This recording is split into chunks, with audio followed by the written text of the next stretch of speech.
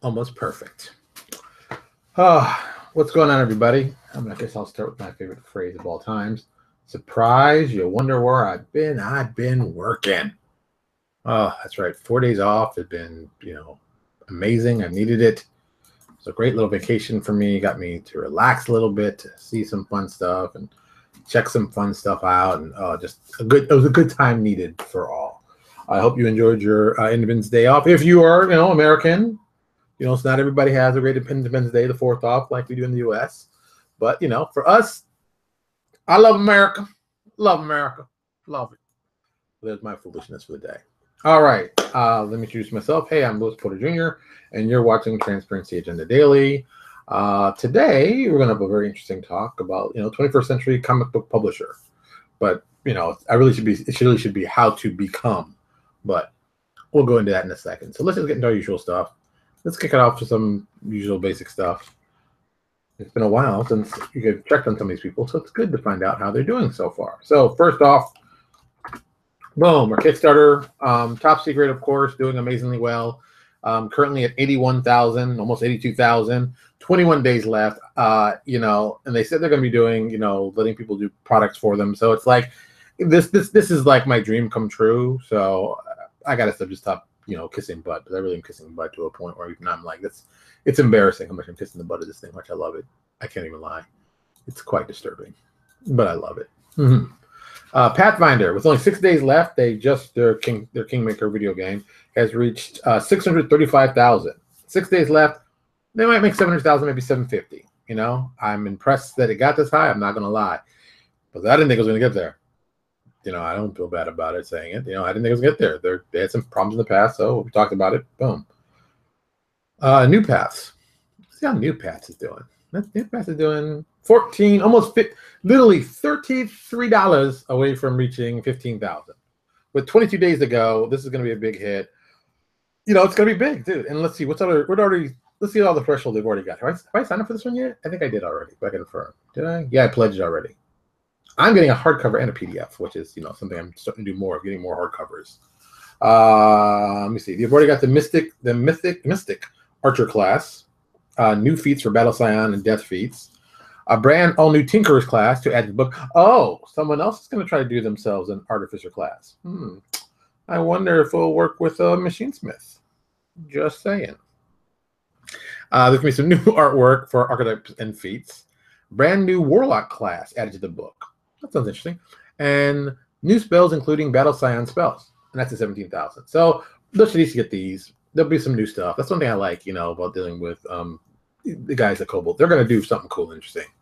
So I never have to worry about the creativity side of it. It's not even like a second thought. Like, I wonder if they're going to be creative. It's like, come on, man. Let's not ask dumb questions, shall we? Please, let's just get to the good stuff. All right, next up, talking to our friends at Patreon, giving out a little support. Everybody knows these guys need support. Ask a Pathfinder, Clinton Boomer, Liz Courts, Owen Casey Stevens, Raging Swan. Any of these are awesome guys to check out for their patrons. On top of that, the content they're providing is really, really good. So I hope you're going to spend a few dollars, toss them a couple bucks. It's not a bad deal. It will not hurt you in the long run. It'll make you very happy, and you'll be dancing around saying how awesome it was. I'm just saying. That's all I'm just saying with that. Next up, let's go to, little shameless self-promotion.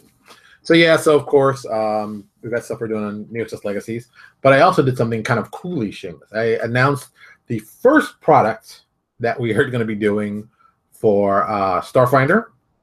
It's an update to our classic Weapons of Starship Destruction.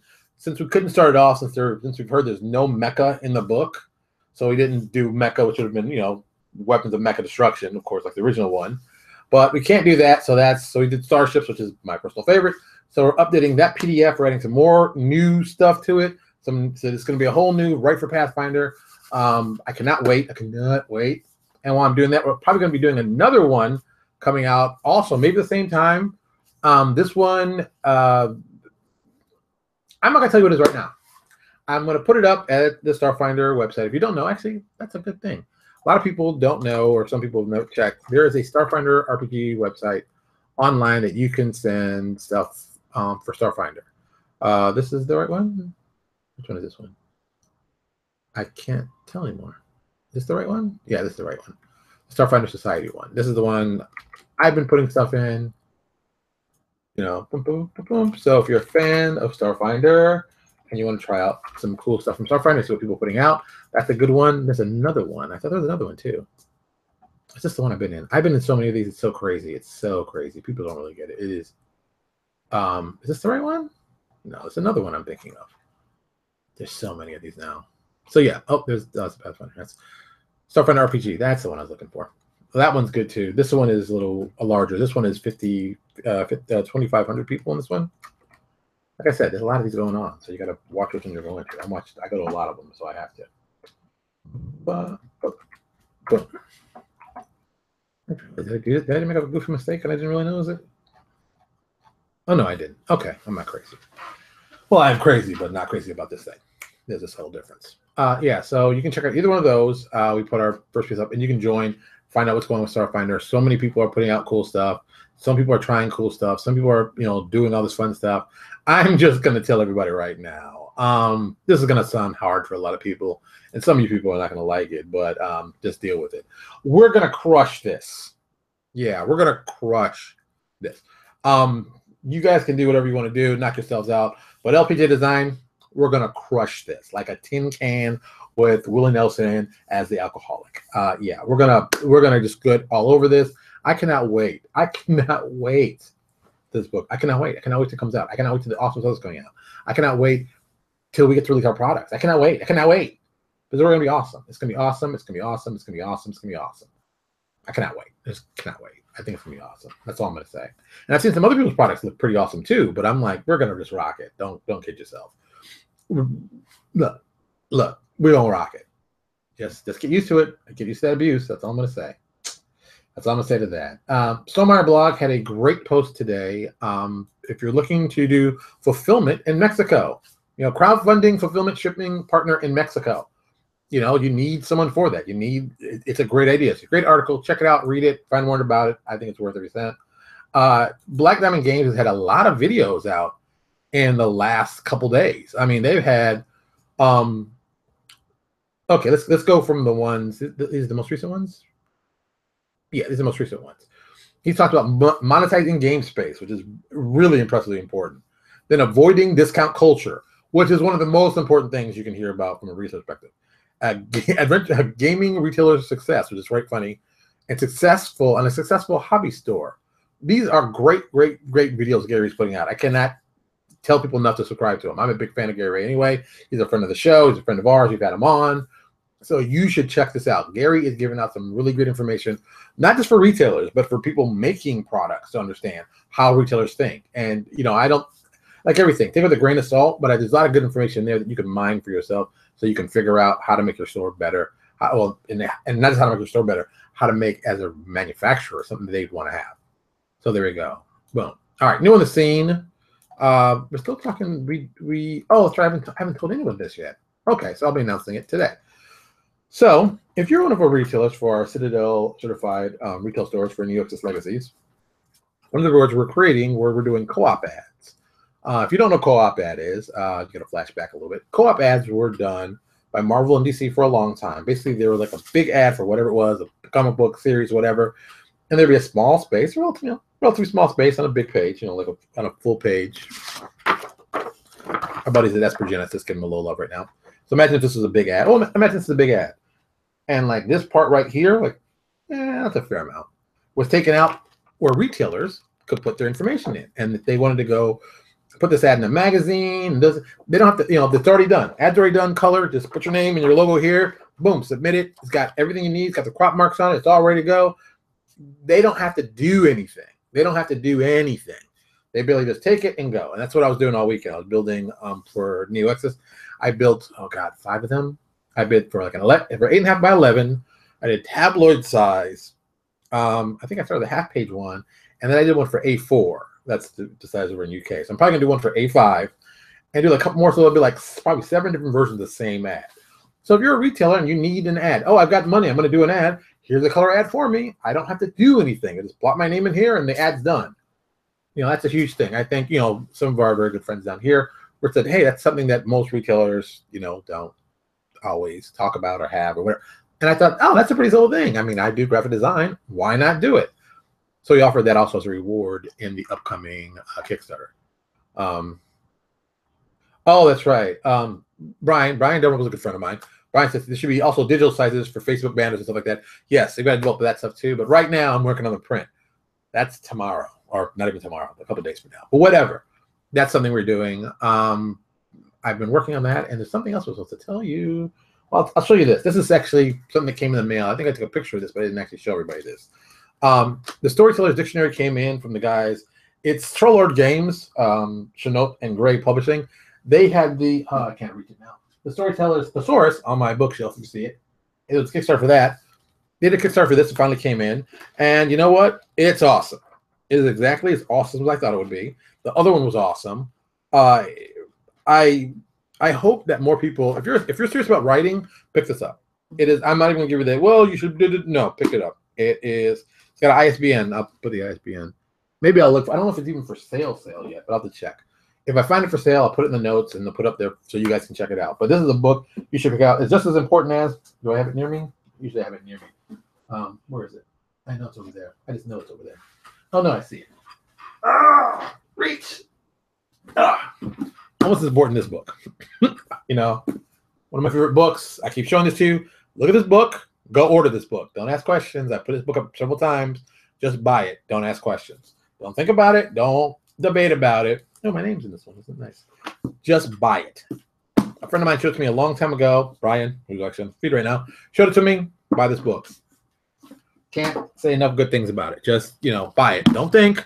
Don't contemplate. Don't say, I want. No, stop doing that. Just go and buy. That's what I'm going to tell you to do with that. So something else I'm supposed to tell you today. Oh, yes. So, yeah, the title of the thing, 21st Century Comic Publisher. Okay. So I'm a big fan of comic books, everybody knows. And I think that giving you the title like that, some people are like, well, this isn't about games. What am I going to listen to this for? Really, I should have actually published, should have given a better title. The title really should be 21st Century IP Production Company. Because, okay, while I do enjoy games, while I enjoy what I do at Lewis Persian Design, this is not the end goal of what I'm trying to do. The end goal for me, and I mean this seriously, no BS, no, I want to be as big as Disney.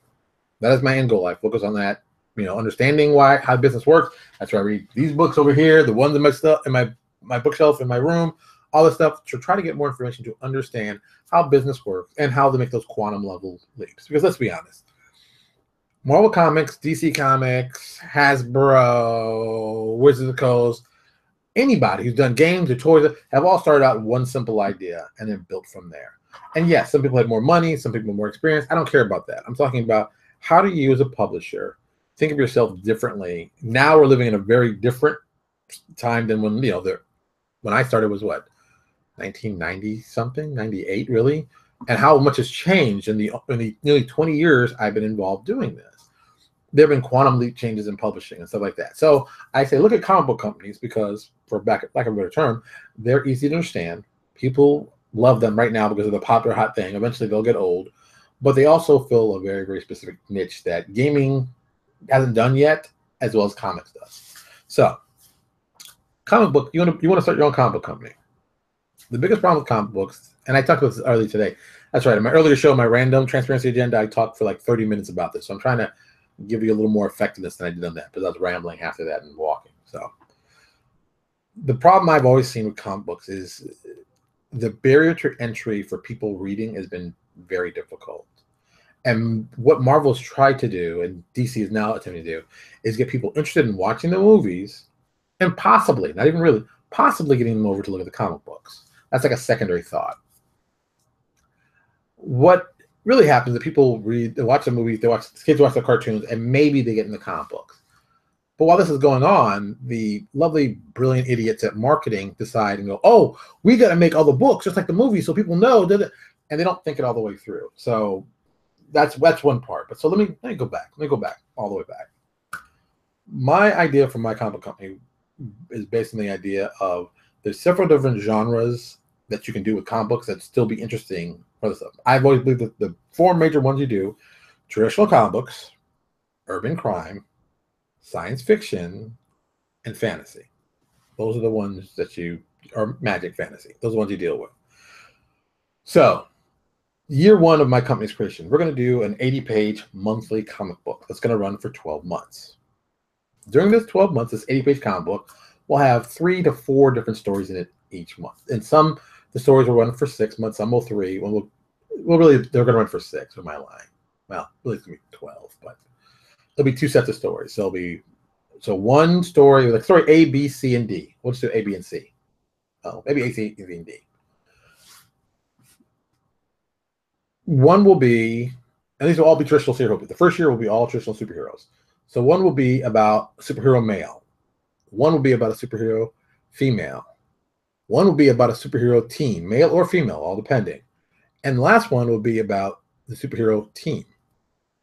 And we'll put them all in this book, and we'll run them. And I think it'll probably most likely be like 3 per book. So altogether, each one will get like 9 issues to tell the whole big story for them. And at the end of the year, the 12 months, and we'll know by months, really we'll know by month 9 or 10. Who am I kidding? We'll know much earlier than that, but we'll see which ones are getting popular, which ones are getting talked about, what people are getting interested about.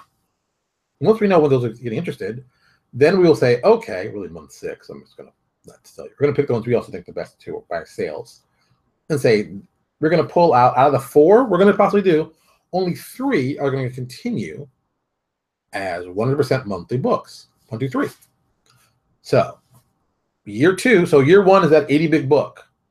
Comes out. Year 2, another 80-page book. Different genre. We're going to do crime.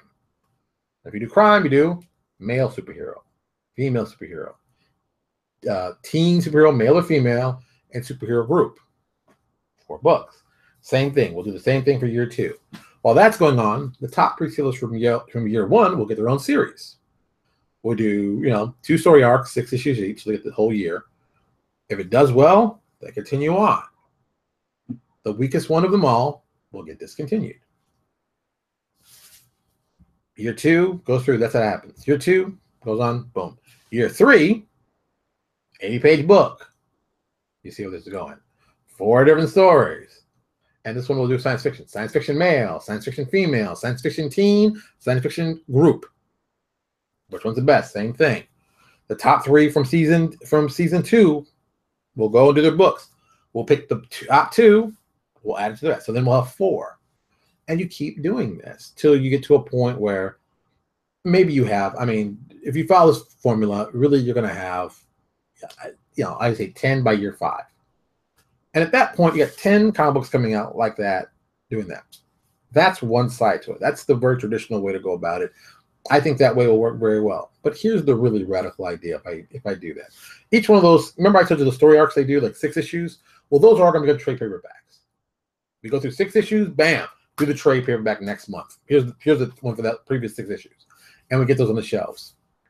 The crazy part, the really crazy part is we might not even do like floppy comic books. Yeah. Look how close it is. I was running near me. We may not do this anymore. We may or we may not. If we do this like this, it will not cost, how much does the book cost me? $4. $4, 20 some odd pages of story. All the ads on there and the inside are their ads. They're all Marvel ads because they don't have anybody else giving them money. Oh, that's not true. Midtown Comics gave them for comics. Like I said, they don't have any ads in there. So also this price is too expensive. Yes, the paperwork's slick and whatever, and I don't care about it. I really don't. I don't care. If I'm going to do my comic books, I'm going to do my newsprint. Old-fashioned newsprint, because it goes back to the same problem. I've said it from day one. No mother's going to buy 3 kids $12 worth of comic books. It's just not going to happen. If I can make them with old-fashioned newspaper print. People say, well, it looks good. Does it look good? Did I just save you half the price? Shut up. People are like, well, I want my comic books to be so slick. They're $4 a book. You can only afford X amount. Your money hasn't changed. Maybe I can double it up for you. Maybe I can give you twice as much. Maybe that may be a good feeling for you. I think that would be a good feeling for me, but what do I know? I'm just giving you my opinion. So I'd make them $2 a piece, floppy books, newsprint, put them out there, and if we had I'll talk about that in a second, but I don't even want to get into that just now. And that's how we do the comic books.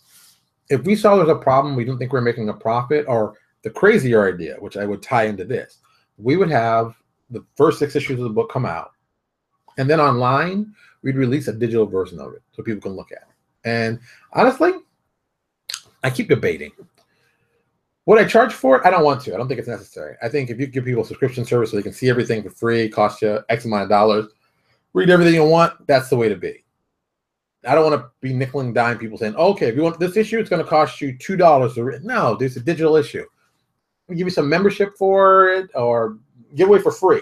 The free might be the way to start. Say, hey, come check us out for free. See what we got here. See our books. See how they read. And while that's also going on, this is also just for the free model. If we did it like that, we would have another book we'd add to each year of the book. And that would be kind of like an underground book, like what's happening on behind the scenes in this setting. We would only make it available either probably only digitally, but only for like a, this is a digital one. This is not like the rest. We're not going to sell individual issues, but this is a very specific, difference. And like the issues that appear like these get put in the back of the actual trades that we're doing. So like, and this adventure ran for like 6 issues, but really this one issue tells you this guy's been manipulating stuff all behind, our girl has been manipulating stuff the entire time. Or here's the hidden secret that you didn't know about this character who's doing, while this is going on, he's involved with this, but he's also got this thing you don't know about here, and he's setting up for this. We do a lot of that because I want people to not just see the front world and, oh, it's great, but also what's going on behind the scenes. What's really going on back there? What is the cool part that they might be missing? And they might have to pick up the trade because of that. Oh, I didn't know this. Oh my God, this is so cool. I got to get this trade. That's kind of how I want to do that, or make those books maybe just in black and white. I'm still not 100% sure that this is not 100% in my head. It's still rough, but I know the process and I know what I'm looking to do with it. So this is something else. And really the reason for doing comic books is this becomes a way to develop your intellectual property, your IP. We play games, we do tons of stuff, we do cool stuff, but intellectual property doesn't really go that far. There aren't, Paizo has done books, which I think is a brilliant idea, which if you're not doing, you should be doing. They've started to do comic books. They've done some comic books with some of their Pathfinder specific material in it. Another way to get people on. I think we have to stop looking at us as we're building games. We're building intellectual properties we can use in other stuff. Because let's be honest, if you get a video game company, they might see something that we do and be like, hey, we could do a game based on that. We could do it real cheap. We'll get the IP cheap, which they probably will. Even if the game does okay, you still make good money. You can still get exposure. You still can do other stuff for the money that you get in from making the licensing deal from that. And that's something that people need to start thinking about. We have not really gotten into that field and thought process. We're still like, oh, I'm going to sell books and sell games, and that's it. No, then you're not just selling games. You're selling ideas. You're selling things that people love. You're selling people the things they get excited about. So you should do everything you can to make it so that people, when they pick up your product, they're also picking up the book. They're also picking up the comic book. They're also picking up the lunch box. They're also picking up the coloring book. These are all things we can do. And if we do it right, we can break out of our tiny little, games are only for this. And oh my God, we could have the impossible. Hollywood could see us. And I know, like I said, I did a long time ago, Hollywood saw what I did, and I got a check. It wasn't a great check, but it was a check. It qualifies. It's money. It's real money, so it qualifies. So that's something we got to think about. That's something we got to do and think ourselves out of this little box of, oh, we can only make games, and they're only like this, and they can only be like this. No, man, think about your game and your setting as IP to release to something else. Do fiction. Fiction is the easiest thing to go to. I think fiction, e-fiction is so easy. Find a writer, find an up-and-coming writer. Find somebody who's good, not super great, but good. Somebody good that's like, oh, it's a good story. Get with him. Have him tell your stories. Pay him what you can afford. You can only afford X amount. This I can afford. You want to work for me? Sure. Great. We'll put this together. Boom. And keep going. And just keep going. And keep putting out product. I'm having that problem right now. I'm stalling because I'm doing 3 other projects, finishing another project. I'm not focused as I should be. And I'm hoping soon I'll be fixing 2 of these problems very quickly. But once I get to that point, get those guys writing. Get those guys doing the intellectual property. Get those guys building the world that people read about, they want to read more about. That's another thing. Books are another great way to do it. Books have the advantage of being, no pictures, you don't deal with that. But you got to do a lot of them. You got to get people interested. You got to get them to a point where they're like, oh yeah, I expect the new book is coming out. Oh yeah, I got to go out to the books when it comes out. And you do them as ebooks. And then maybe you do them on print on demand through Amazon, which would be the smartest way. Create space. Put it on there. Here you go. Here's the book. It's ready. Go. Boom. Sell. Sell digital version and that. Maybe do an audio book. Just think about ways you can expand out by doing things you've always done and already done to generate you more money. This is a big thing for me. And this is, like I said, this 21st century Comic book publisher thing is very, very important for me. I think this is what is smart in the long run. Now, everyone doesn't have to agree with me. You don't have to like what I say. You don't have to believe what I say. I could be totally nuts for all I know. But I'm telling you right now, my end goal is to be bigger than Disney. I've said that way at the beginning. I'm saying that right now. People could go, oh, that's the... Why not? Why not try to be bigger than Disney? Why not? Disney's just a company like anybody else. And Disney, like any other company, does a great job, but they're bloated and they got a bunch of stuff. So why can't you be the guy that brings them down? You know, as anybody knows their history, you know, religious-wise or otherwise, many times a group of very small, spunky, tough guys have taken against the odds completely and done an amazing job by doing the amazing. So why can't I do that? Why can't you do that? Why can't we all do that? Why can't we all just stop and say, you know what, let's find a way to work as a team and let's see if we can help each other out instead of trying to say, oh, I got my money and I'm going to sit over here and too bad for you. No, let's team up. Let's find ways to work together. Let's do this as a team because the rising tide raises all boats, you know? So let's act like it. You don't have to act like you, look, the people I don't personally like, but in business, we can do business together. I may not like you personally, may not get along, but it might be smart business for us to work together. You know, leave your personal petty stuff at home. Think about how you can make yourselves into awesome, awesome team up partners. Because let me just tell you, those who don't want to team up and don't want to get together and don't want to work with other people, fine. There's no problem with that. You don't have to do that. But let me tell you what's going to happen. There's going to be guys that team up, and then they're going to get real powerful together, and then they're going to eat your lunch. They're going to eat your lunch. They're going to take it from you, smack you around. You can't figure out where your people went. They went to these guys because they got bigger and they got smarter, and you didn't do anything to think about the future. And you got beaten up, and you deserved it.